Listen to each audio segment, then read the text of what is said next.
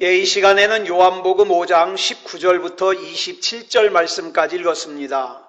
요한복음 15번째 시간입니다. 부제목은 뭐냐면 하나님이 주목하시는 사람이 됩시다 입니다. 하나님이 주목하시는 사람이 됩시다. 우리는 내 손으로 직접 만지거나 내 눈으로 직접 보아야만 사실이라고 믿지, 약속이라든가 희망같이 눈에 보이지 않거나 지금 당장 내 손으로 만질 수 없는 것은 잘 믿으려고 하지 않아요. 그런데 창세기 12장 2절을 보면 하나님께서 아브라함에게 이런 약속을 주십니다. 같이 읽겠습니다. 시작. 내가 너로 큰 민족을 이루고 내게 복을 주어 내 이름을 창대하게 하리니 너는 복이 될지라. 그러면서 이어서 3절에서 이렇게 말씀하십니다. 시작. 너를 축복하는 자에게는 내가 복을 내리고 너를 저주하는 자에게는 내가 저주하리니. 이렇게 말씀하시는 이유가 뭐냐 이 말이에요. 그 이유가 3절 끝에 보면 나오고 있어요. 시작. 땅의 모든 족속이 너로 말미암아 복을 얻을 것이라. 그런데 여기서 말씀하시는 하나님의 약속이라는 것이, 아브라함에게 하신 약속이 너무 거창해요. 너무 거창해서 거의 뻥 수준이에요. 뻥 수준. 여러분, 우리가 신앙생활하면서 어려운 것이 바로 이것입니다. 하나님이 나에게 약속을 주시는데 그 하나님의 약속이 납득이 되지가 않아요. 현실적으로 믿어지질 않아요. 그러니까 어떡합니까? 하나님을 신뢰하지 못해요. 그러다 보니까 예배가 중요하지 않아요. 그러다 보니까 기도도 중요하지 않아요. 자, 지금 보면 아브라함은 대를 이을 아들이 하나도 없어요. 근데 나이가 이미 75세예요. 아브라함 당시의 사람들의 수명이 지금 우리보다 좀 길다 하지만 그래도 75살이라는 나이는요, 젊은 나이가 아닙니다. 그럼에도 불구하고 아들이 하나도 없는 아브라함에게 하나님이 뭐라고 약속하셔요? 큰 민족을 이루게 해주겠다. 그리고 큰 민족만 이루는 것을 약속하시는 것이 아니라 아브라함의 이름을 창대하게 하겠다. 이렇게 약속하셔요. 이게 얼마나 황당한 약속입니까? 지금 아들이 하나도 없는데. 그러면서 또 말씀하시기를 그 당시 땅이 한 평도 없는 아브라함에게, 아브라함은 나그네예요, 나그네. 여러분, 이스라엘 백성을 히브리인이라 그러잖아요. 그 히브리인이라는 뜻이 뭐냐면 강 건너온 사람들이란 뜻이에요. 강 건너온 나그네예요. 자, 근데 이 나그네인 아브라함에게 가나안 땅을 주시겠다고 약속하시면서 하나님께서 뭐라 그럽니까? 내가 너에게 준 그 가나안 땅 위에 하나님께서 통치하시는 하나님의 나라를 세우겠다고 약속하셔요. 지금 땅 하나도 없는데. 여러분, 약속이라는 것이 어느 정도 나하고 수준이 맞아서 내가 납득할 수 있고 또 가능해야, 조금이라도 가능성이 있어야 감동을 받죠. 나의 수준과 맞지 않고 전혀 믿어지지 않는 약속을 하면 오히려 감동을 받는 게 아니라 무슨 생각이 들어요? 나 놀리나? 이런 생각이 들어요. 그죠? 그런다 이 말이에요. 예를 들어 볼게요. 누가 여러분에게 1,000억 원을 준다 그러면 감동하겠습니까? 1,000만 원 준다 그러면 감동하겠습니까? 저는요, 1,000억 원 준다 그러면 콧방귀도 안 낄 것 같아요. 아이, 그래, 알았어. 내 마음 알았으니까 됐다고. 마음만 받을게. 그럴 거예요. 근데 1,000만 원 준다 그러면 혹시 그럴 거예요. 왜? 1,000만 원은 조금 가능성이 있거든요. 자, 그런데 성경을 보면 이 아브라함이라고 하는 사람의 집안이 대대로 애를 잘 못 낳아요. 그죠? 아브라함의 나이 75살에 하나님께서 뭐라고 약속하셔요? 네 자손이 하늘의 별 같을 거야. 그 다음에 바다의 모래 같을 거야. 내가 그렇게 자손 많이 줄게. 근데 그로부터 25년이 지나서야 겨우 제대로 된 아들 이삭을 낳아요. 이때 사라의 나이가 90살이에요. 89살 된 할머니에게 천사가 찾아와가지고 내년 이맘때 네가 품에 아들을 안을 거야 이렇게 말하니까 사라가 웃어요. 픽 웃어요. 이 사라가 웃은 웃음은 좋아서 웃는 웃음이 아니라 어이가 없어서 비웃는 거예요. 그랬더니 천사가 기분이 나빠가지고 왜 웃냐고. 그랬더니 사라가 안 웃었다고 오리발 내밀죠. 그랬더니 아니야, 너 분명히 웃었어. 너 아들을 분명히 낳아서 네 품에 안을 건데 그 아들 이름을 웃음이라고 줘라. 그래서 웃음이라는 의미의 이삭이라고 이름을 지은 거예요. 여러분, 사라는 90살이나 된 자기가 아기를 낳는다고 해서 어이없이 웃었다가 아들 이름을 이삭이라고 지었어요. 이렇게 태어난 이삭이 또 애를 잘 못 낳네. 40살에 리브가와 결혼을 했는데 결혼한 지 20년이 지나도록 아기를 못 낳아요. 그러다가 60살이 되어서야 겨우 에서와 야곱 쌍둥이를 낳습니다. 근데 그것도 두 아들 중에서 에서는 제멋대로 살아요. 영적으로 아들 하나밖에 못 건져요. 야곱. 그런데 여러분, 하나밖에 못 건진 이 아들 야곱도 천성이 어때요? 사기성이 다분해요. 아버지하고 형에게까지 사기를 치다가 결국 외갓집이 있는 하란으로 도망을 쳤다가 20년 만에 돌아와요. 하란으로 도망을 친 야곱이 하나님께서 자기보다 더 사기성이 심한 외삼촌 라반을 만나게 하셔서 이 외삼촌이 조카에게 딸을 끼워 팔게 해요. 큰딸이 시집 못 갈 것 같으니까, 되게 못생겼나 봐요. 시집 못 갈 것 같으니까 둘째 딸 주는 척하면서 신방에다가 누구를 들여보내냐? 큰딸을 들여보내요. 자고 일어났더니 큰딸이네. 그래가지고 아니 내가 둘째 딸도 줄게. 그래가지고 종살이 14년 했어요. 딸 끼워 팔게 해가지고. 게다가 얼룩무늬가 없는 양떼들을 주면서 이 얼룩무늬 없는 양떼들 중에서 얼룩무늬 있는 새끼들 나면은 너 가져. 그래가지고 그 새끼를 받는 조건으로 6년 동안 머슴살이를 했어요. 자, 그런데 야곱이 자기의 양떼가 점점 많아지니까 외삼촌이 자기 양을 빼앗을까봐 어떡합니까? 몰래 도망을 칩니다. 근데 이 야곱의 가정을 보니까 자, 큰딸 레아와 작은딸 라헬이 결혼을 한 후에 서로 아들을 더 많이 낳으려고 경쟁을 하죠. 그러다가 자기 가지고 안 되니까 자기 몸종까지 남편에게 줘요. 그래가지고 몸종인 비라와 실바까지도 야곱의 아내를 줘가지고 아들 낳는 경쟁을 합니다.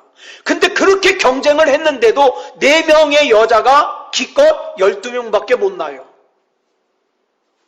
여러분, 이런 식으로 해가지고 어느 세월에 하늘의 별과 같이 될 것이며 바닷가의 모래와 같이 되겠어요. 여기서 우리는 많은 사람들이 주저앉습니다. 예, 하나님 약속 알겠습니다. 하나님 나 사랑하는 것도 알겠습니다. 근데 하나님 내 인생을 보십시오. 우리 가정을 보십시오. 도무지 하늘의 별과 같이 바닷가의 모래와 같이 될 가능성이 보이질 않아요. 4명의 아내가 아무리 힘쓰고 애써도 12명밖에 못 낳아요.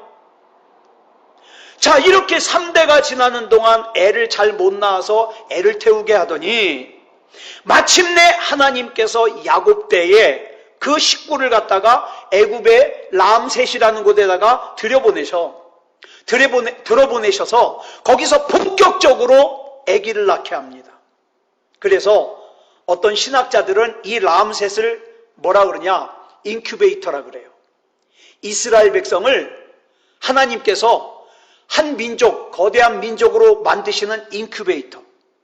그래서 본격적으로 애를 낳는데 애굽의 왕 바로가 무서워할 정도로 낳아요. 이걸로 봐서 여러분, 우리 하나님 믿자고요. 하나님께서는 숫자와 가능성과 능력에 관심이 있는 게 아니에요. 저와 여러분의 뭐에 관심이 있느냐? 하나님께서 일하실 수 있는 내면의 준비가 나에게 되어 있느냐? 제가 이번에 비대면 예배를 한 달을 드리면서 이런 생각했습니다. 이 세상이 좀 더 악해지면 이게 계속될 수도 있겠다. 그러면 어떻게 할 거냐? 그래, 유튜브나 영상으로라도 계속 중단하지 않고 복음을 전해야 되겠다. 이런 생각을 하게 되었어요. 여러분 보세요. 하나님께서는 저와 여러분의 처지와 상황과 형편에 관심이 있으신 것이 아니라 과연 하나님께서 그 인생에 일하실 수 있을까? 하나님께서 기적을 행하실 수 있는 믿음이 있을까? 하나님께서 일하실 수 있는 믿음다운 믿음이 준비되어 있느냐? 여기에 관심이 있어요.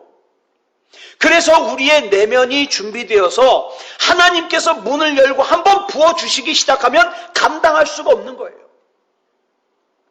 여러분, 창세기 46장 27절과 신명기 10장 22절을 보면 모세가 이 당시에 애굽으로 이사를 한 야곱의 식구들의 수를 70명이라고 기록하고 있어요.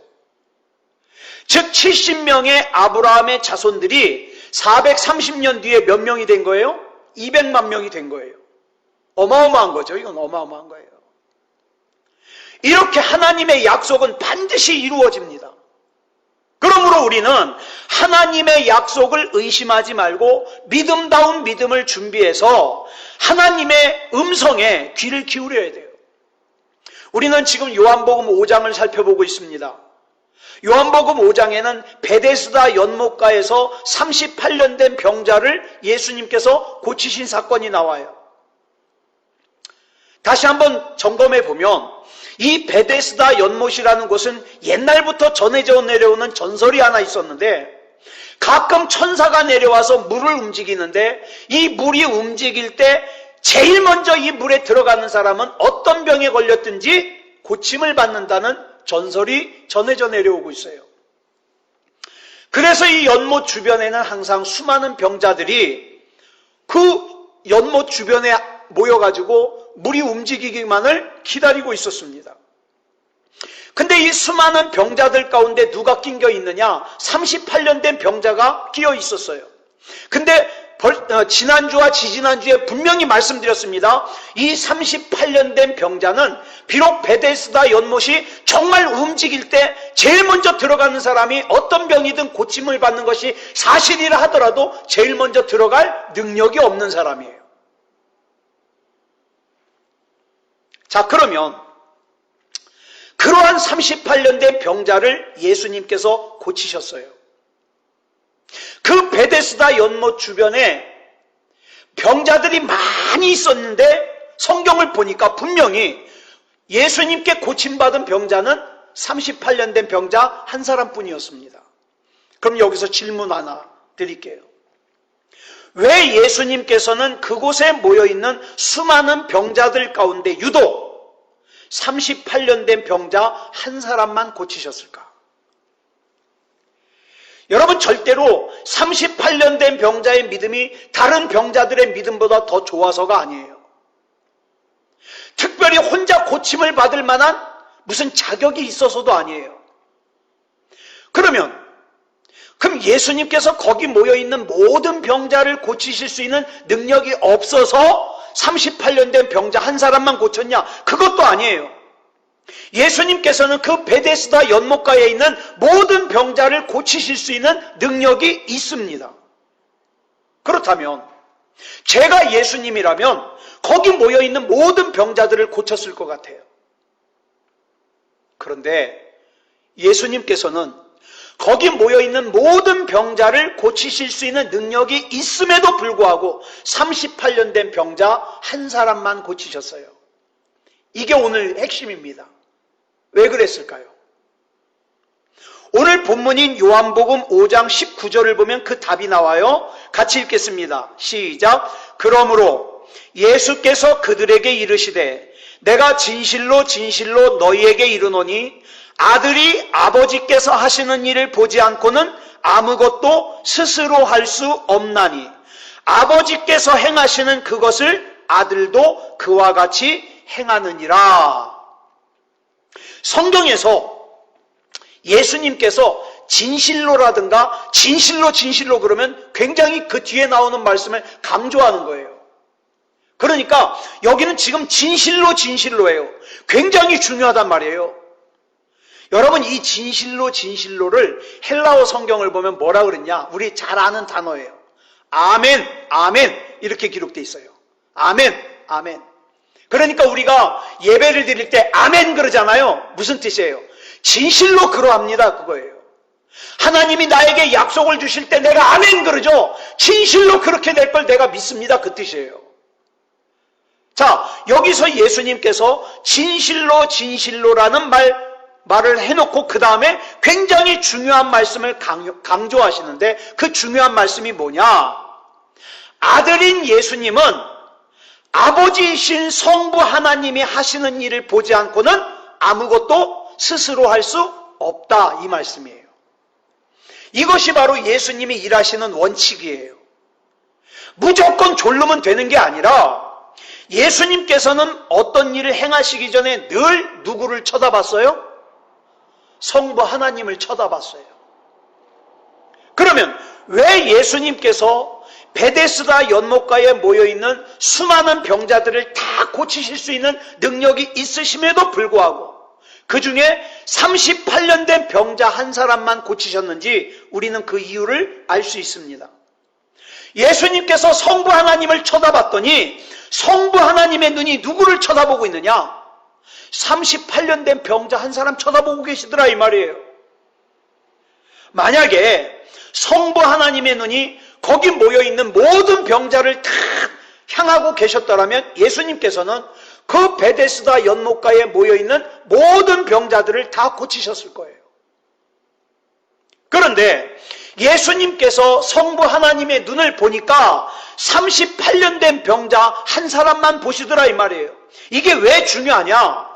여러분, 이창원 목사가 아무리 여러분들이 복을 받기를 원하고 여러분들이 강건하기를 원하고 여러분들이 하나님의 은혜와 능력 가운데 살기를 원해서 간절하게 기도를 할지라도 정작 하나님의 눈이 여러분을 향하지 않으면 소용이 없더라, 이 말이에요. 소용이 없더라. 그러면 우리는 여기서 왜 같이 예배를 드리는데, 왜 같이 기도를 하는데 어떤 사람은 하나님의 은혜와 능력을 경험하는 사람이 있는가 하면 어떤 사람은 하나님의 은혜와 능력을 경험하지 못하는가? 이유를 알 수 있잖아요. 자, 본문 30절 보겠습니다. 시작. 내가 아무것도 스스로 할 수 없노라. 듣는 대로 심판하노니 나는 나의 뜻대로 하려 하지 않고 나를 보내신 이의 뜻대로 하려 함으로 내 심판은 의로우니라. 여기 보니까 예수님은 하나님의 아들이시잖아요. 하나님의 아들이신 예수님께서도 자기 의지를 가지고 자기 마음대로 뭐 하고 싶은 말이 있을까요? 없을까요? 하고 싶은 행동이 있을까요? 없을까요? 당연히 있죠.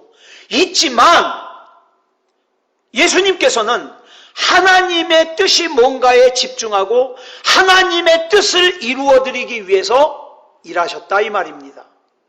그러면 하나님의 뜻이 뭔가를 알려면 어떻게 해야 될까요? 하나님을 봐야죠. 하나님의 음성을 들어야지요.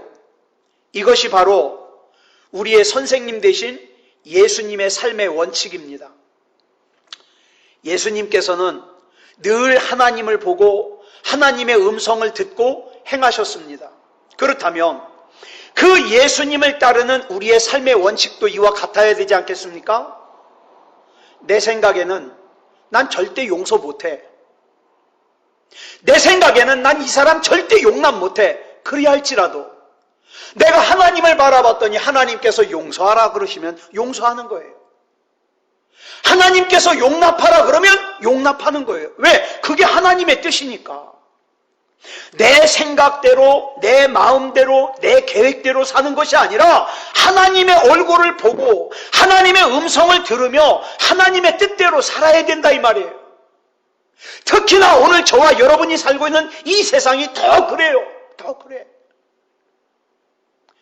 하나님을 믿는다고 했던 사람들조차도, 예수님을 믿는다고 생각했던 사람들조차도 예배드리는 것을 죄악시하고 무슨 사회 악을 보는 것처럼 이렇게 생각하는 이 시대에 내 생각을 말하지 말고 내 생각을 주장하지 말고 하나님의 눈이 뭘 보느냐,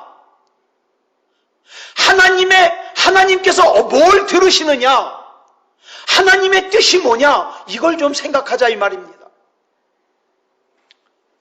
요한복음 8장 26절을 보면 우리 같이 한번 읽어볼까요? 시작.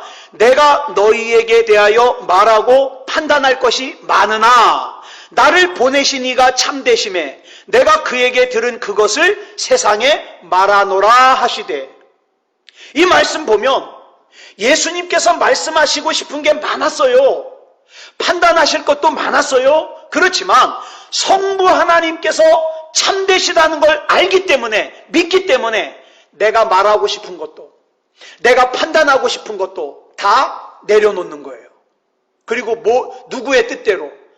성부 하나님의 뜻대로 말하고 전하고 행동하는 거예요. 누가? 예수님이. 그리고 이어지는 28절도 보면 나중에 예수님께서 십자가를 지시고 승천하신 후에 사람들이 뭘 생각한다고, 뭘 깨닫는다고요? 예수라는 분이 자기 생각을 말한 게 아니라 성부 하나님께서 가르쳐 주신 대로 말씀하셨다는 것을 알게 될 거다. 이 말씀을 하셔요. 같이 읽어볼까요? 시작. 이에 예수께서 이르시되 너희가 인자를 든 후에 내가 그인 줄을 알고 또 내가 스스로 아무것도 하지 아니하고 오직 아버지께서 가르치신 대로 이런 것을 말하는 줄도 알리라. 이 뜻이에요.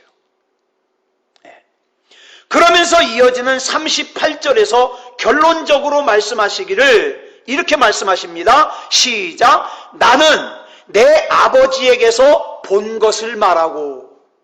아버지에게서. 여러분, 요한복음 12장에도 그런 말씀이 또 나와요. 요한복음 12장 49절부터 50절까지 보면 같이 읽어볼까요? 시작. 내가 내 자의로 말한 것이 아니요. 즉 예수님께서는 내 생각대로, 내 아이디어대로, 내 뜻대로, 내 마음대로 말하는 것이 아니라 그럼 어떻게 말했냐? 시작. 나를 보내신 아버지께서 내가 뭐 할 것을, 말할 것과 이룰 것을 친히 뭐 하셨어요? 명령하여 주셨으니. 자, 성부 하나님께서 우리에게 주시는 말씀은 여러분들이 예배를 드리는 중에, 또 여러분들이 성경을 읽는 중에, 여러분들이 기독교 방송을 보는 중에 하나님께서 여러분들에게 주시는 말씀은 부탁하는 게 아니에요. 너 이렇게 살아줄래? 부탁하는 게 아니에요. 권유하는 게 아니에요. 명령입니다. 왜 명령이라고 하면서 강조하느냐? 그 다음에 그 이유가 나와요. 같이 읽겠습니다. 시작.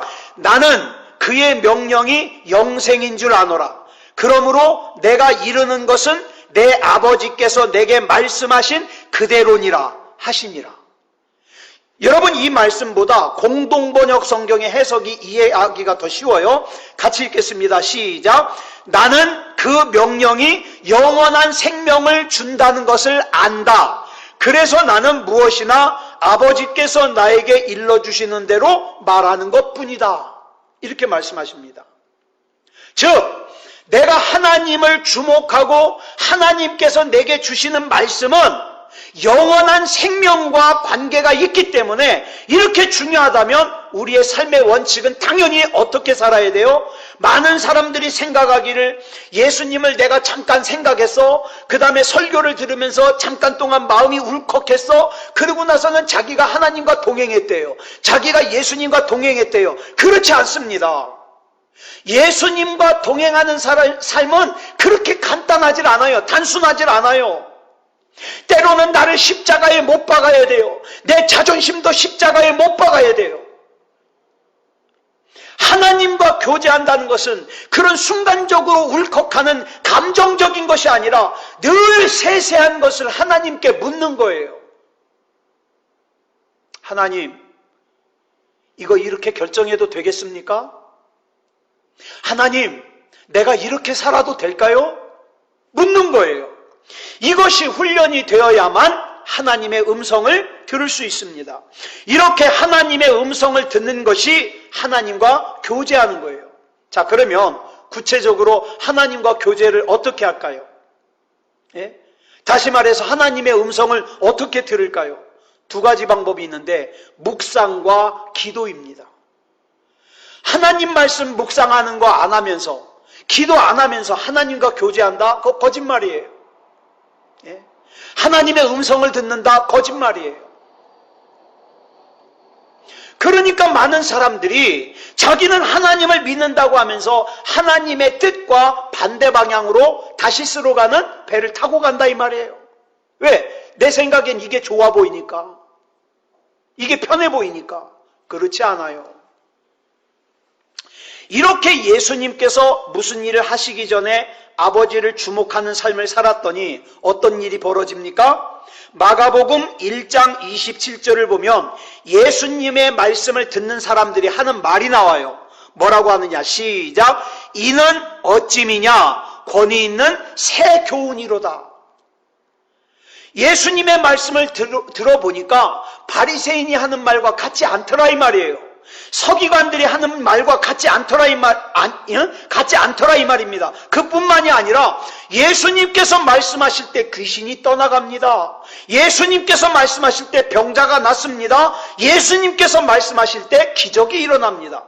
그러면 이 원리는 오늘 우리에게도 동일합니다. 여러분, 내 삶에도 하나님의 은혜가 나타나고, 내 삶에도 하나님의 능력이 나타나고, 내 삶에도 하나님의 기적이 나타나길 원한다면 첫 번째로 뭘 해야 되느냐? 하나님을 주목하여 봐야 됩니다. 하나님께서 우리에게 하시는 말씀을 들어야 됩니다. 그리고 하나님께서 나에게 하시는 말씀대로 살 때 무슨 일이 일어납니까? 죽어가던 영혼들이 살아나고, 상한 마음이 치유가 되고, 병자가 고침받고, 귀신이 떠나가고, 기적이 나타나는 거예요. 근데 하나님의 뜻과는 상관없이 내 마음대로 내 생각대로 사니까 조금만 내 마음에 안 들면 어떻게 해요? 삐쳐버리는 거예요. 하나님도 소용없고 예배도 소용없고 목사도 소용없고 삐쳐버리는 거예요. 왜?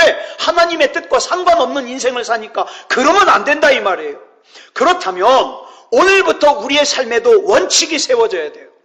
어떤 원칙이 세워져야 되느냐? 나도 이제 무슨 말을 하든지 무슨 일을 하든지 가장 먼저 하나님을 보리라. 하나님을 보리라. 그럴 때 내가 하나님을 주목하여 볼 때 하나님께서 나를 주목하시는 삶을 살 수 있다 이 말이에요. 그러면 내가 비록 38년 된 병자같이 내 힘으로는 아무것도 할 수 없는 무능력하고 무기력하고 볼품없는 인생으로 사는 사람이라 할지라도 하나님이 나를 주목하여 보시면 내가 일어난다 이 말입니다. 그러니까 그냥 막연하게 기적을 구할 것이 아니라 하나님이 나를 주목해야 돼요. 하나님이 나를. 요즘도 보면은요, 병 고치는 집회, 뭐 귀신 쫓아내는 집회, 뭐 기적이 일어나는 집회 그러면 사람들이 모여요. 근데 성경을 보면 진짜 중요한 것은 그게 아니에요. 하나님을 보고 있느냐? 하나님의 음성을 듣고 있느냐? 하나님의 뜻을 깨달았느냐? 이게 중요한 거예요. 여러분 잘 아시는 마태복음 25장 31절부터 33절까지 보겠습니다. 시작. 인자가 자기 영광으로 모든 천사와 함께 올 때에 자기 영광의 보좌에 앉으리니 모든 민족을 그 앞에 모으고 각각 구분하기를 목자가 양과 염소를 구분하는 것 같이 하여 양은 그 오른편에 염소는 왼편에 두리라. 여기 보면 아주 흥미로운 장면이 나와요. 예수님께서 재림을 하셔서 심판을 하시는데 오른쪽에는 양을 두시고 왼쪽에는 염소를 두시고 심판을 하신답니다. 근데 그 심판의 자리에서 예수님께서 심판하시면서 하시는 말씀을 양도 듣고 염소도 듣고 둘 다 놀래요. 양도 듣고 놀라고 염소도 듣고 놀래요. 왜 놀라냐?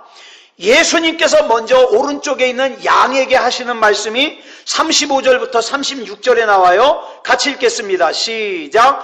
내가 줄일 때에 너희가 먹을 것을 주었고 목마를 때에 마시게 하였고 나그네 되었을 때에 영접하였고 헐벗었을 때에 옷을 입혔고 병들었을 때에 돌보았고 옥에 갇혔을 때에 와서 보았느니라. 이 말씀을 듣고 양들이 깜짝 놀랐어요. 왜 놀랐냐면 자기는 예수님을 본 적이 없거든요. 예수님을 본 적도 없는데 무슨 예수님이 배고플 때 먹을 걸 드렸겠어요? 예수님이 목마르셔서 물을 드렸겠어요? 예수님이 옥에 갇혀 있다고 그래서 예수님을 돌보아 드렸겠어요? 예수님을 본 적이 없는걸요?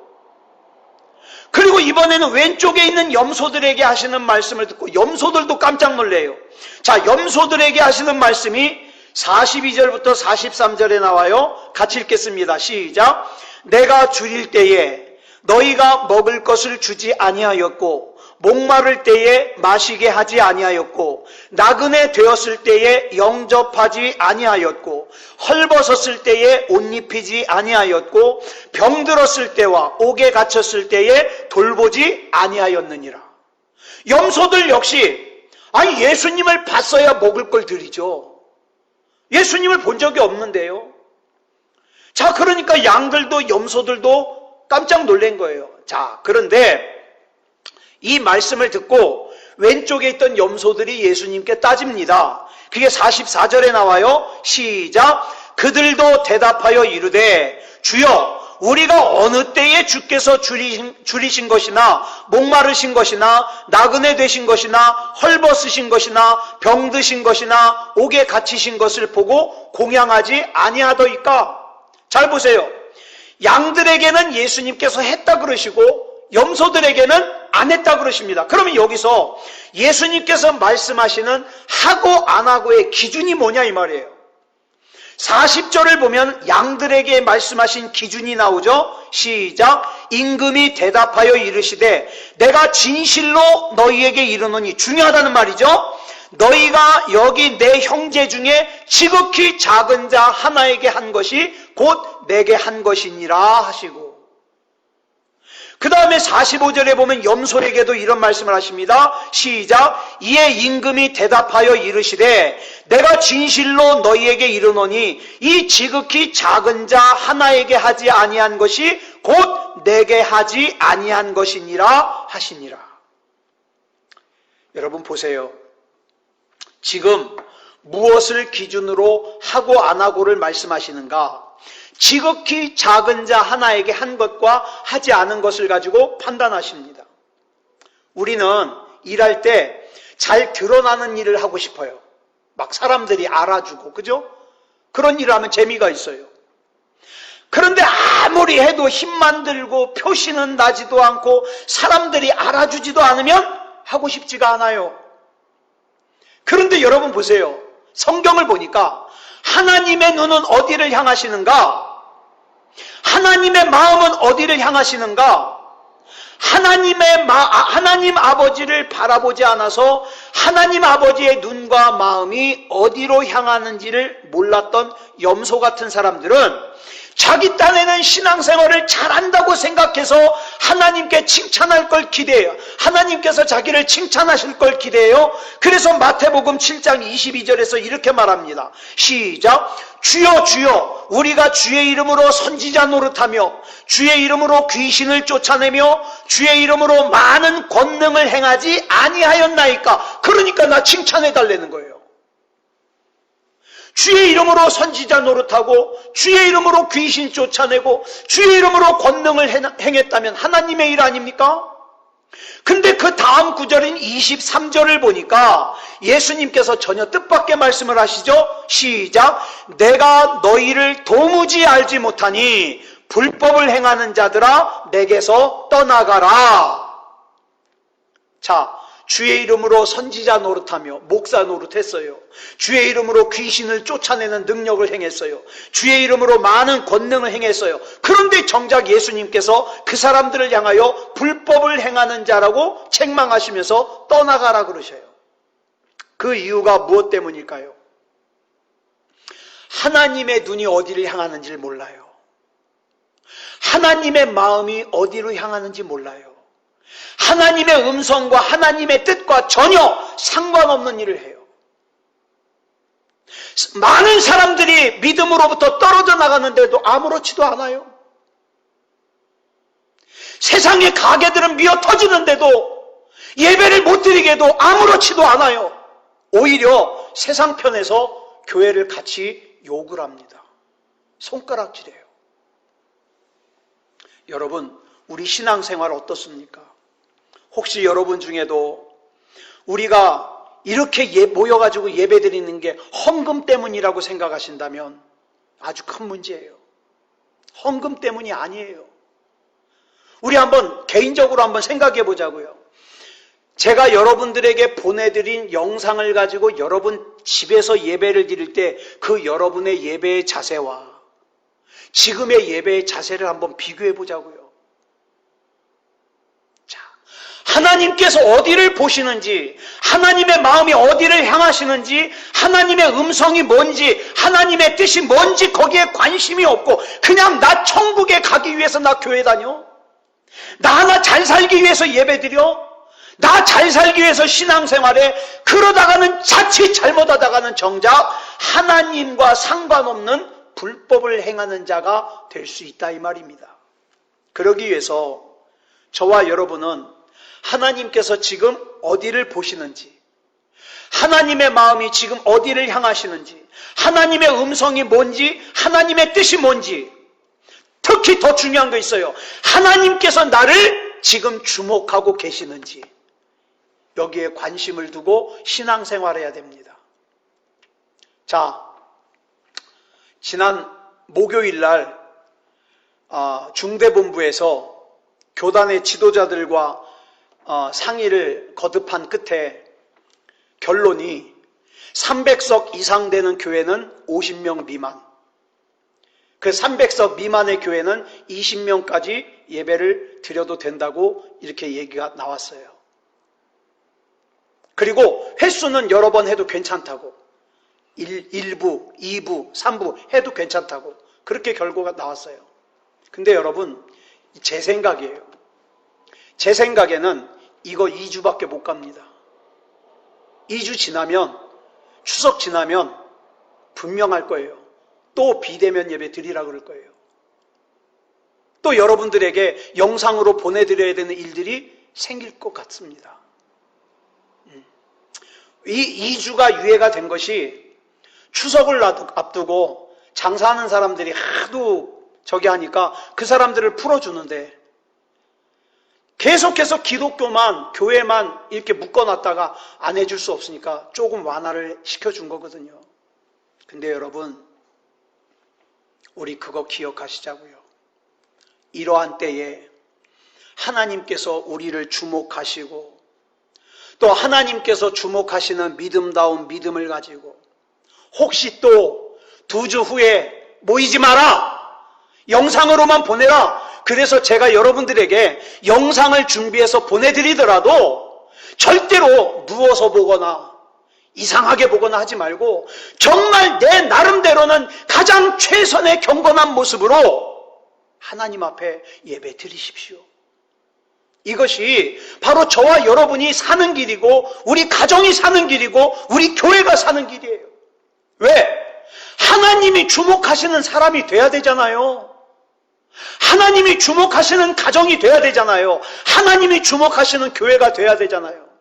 그래야 저와 여러분 인생에, 저와 여러분의 가정에, 우리 교회에 하나님의 능력이 나타나고 기적이 나타납니다. 아무쪼록 이렇게 저와 여러분은 하나님을 주목하고 하나님은 저와 여러분을 주목하는 그런 은혜로운 관계가 되기를 그리스도 예수님의 이름으로 축복합니다. 기도하겠습니다. 사랑의 아버지 하나님, 감사합니다. 하나님의 은혜 가운데 인도해 주셔서 우리가 이렇게 모여 하나님을 예배할 수 있음을 감사합니다. 사랑의 아버지 하나님, 참 가슴 아팠습니다. 절에서는 사람들이 모여도, 천주교에서는 사람들이 모여도 교회는 모이지를 못하겠습니다. 교회가 마치 모든 전염병의 근원인 것처럼 막았습니다. 그래 이렇게 겨우 우리가 모여서 예배를 드리게 되었는데 또다시 예배를 영상으로만 드리게 되는 그런 순간이 온다 할지라도 우리가 그 악한 마귀의 관계 때문에 믿음이 약해지거나 예배를 하찮게 여기거나 그러지 말게 하여 주시고 더욱더 믿음다운 믿음으로 하나님 앞에 설 수 있도록 인도하여 주시옵소서. 이 밤에 기도할 때에 우리 하나님께서 은혜 가운데 붙잡아 주시고 인도해 주시고 또 하나님의 능력을 행해 주시고 기적을 행해 주실 줄 믿사오며 그리스도 예수님의 이름으로 감사하며 기도드렸사옵나이다. 아멘.